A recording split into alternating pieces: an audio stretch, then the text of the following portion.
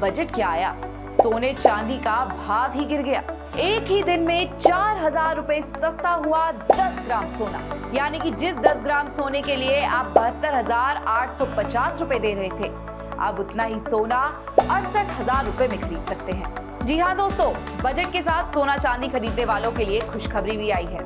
वित्त मंत्री निर्मला सीतारमण ने जैसे ही बजट में सोने चांदी से कस्टम ड्यूटी कम करने का फैसला लिया, उसके तुरंत बाद ही सोने चांदी की कीमतों में गिरावट देखी गई।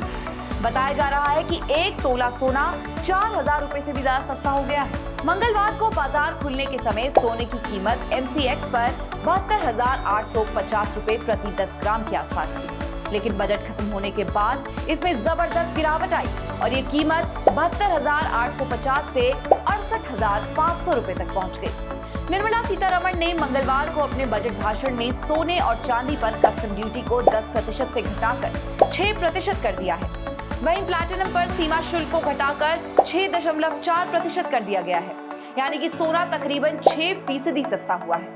बजट से पहले ये माना जा रहा था कि सोना 80,000 के ऊपर जा सकता है, लेकिन बढ़ने की बजाय सोने का रेट और कम हो गया है।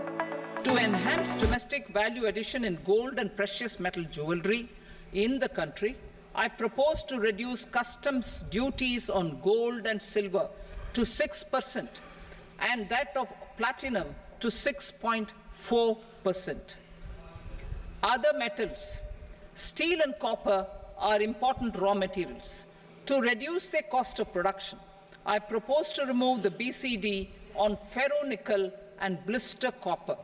I am also continuing with nil BCD on ferrous scrap and nickel cathode and concessional BCD of 2.5% on copper scrap.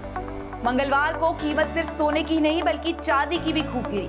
इसमें भी करीब 5.5% की गिरावट आई। मंगलवार को सुबह MCX पर चांदी की कीमत 89,015 रुपए प्रति किलो थी। बजट के बाद इसमें गिरावट आई और ये गिरकर 84,275 रुपए प्रति किलो पर आ गई। किलो के दर पर चांदी का सामान खरीदने वाले लोगों को अब 4,740 रुपए सस्ती चांदी मिली, यानी कुल मिलाकर चांदी की कीमतों में 4,740 रुपए की गिरावट आई है।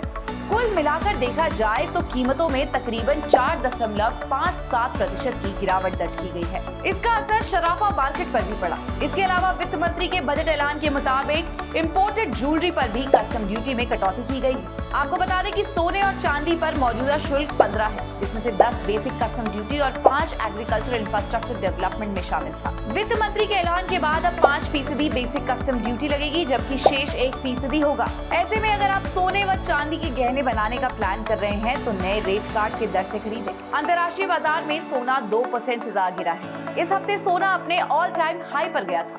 सितंबर में ब्याज दरों में कटौती की संभावनाओं से बाजार में तेजी बनी हुई थी, लेकिन ऊपरी स्तरों से प्रॉफिट बुकिंग आने के चलते US स्पॉट गोल्ड 1.9 गिरकर 2,399.27 प्रति आउंस पर आ गया है और US गोल्ड फ्यूचर्स 2.3 गिरकर 2,399.10 प्रति आउंस पर आ गया है। आपको बता दें कि इस साल 9,498 रुपए महंगा हो चुका है सोना। 1 जनवरी को सोने की कीमत 63,352 रुपए थी और 22 जुलाई को इसकी कीमत 72,850 पहुंच गई। वहीं चांदी की कीमत 1 जनवरी को 73,395 रुपए प्रति किलोग्राम थी और 22 जुलाई को इसकी कीमत 89,015 रुपए तक पहुंच गई। दोस्तों, इस साल तो सोने की कीमतों ने गहने खरीदने वालों को खुश कर दिया है, लेकिन अगले 1 साल में सोने की कीमतों में तेजी देखने को मिल सकती है।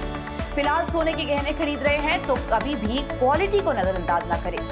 हॉलमार्क देखकर ही गहने खरीदें, यही सोने की सरकारी गारंटी है।